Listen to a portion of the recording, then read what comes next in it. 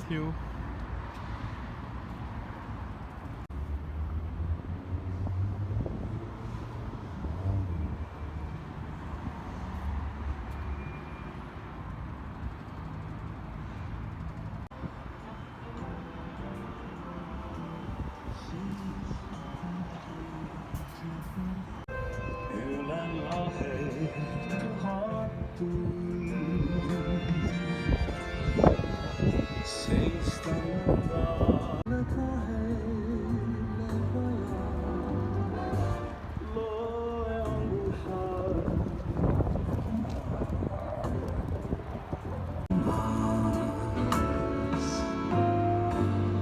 Ja meri uinus unustanud,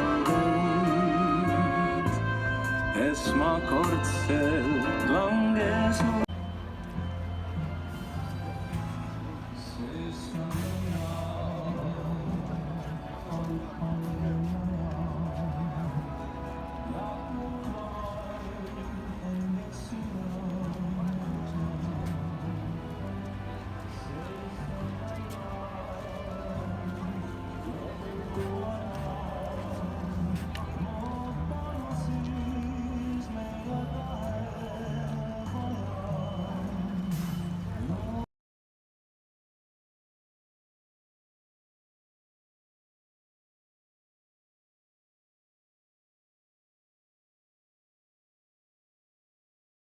uut bussi, see on päris suur hulk ja 20 neist on hübriidbussid, mis siis asendavad meie vanu trolle.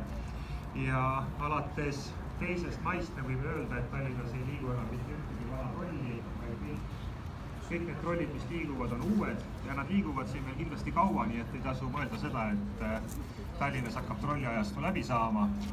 Küll aga tõesti uut veeremit trollide asemele me soetame hübriide ja hübriidbusse ja ma arvan, et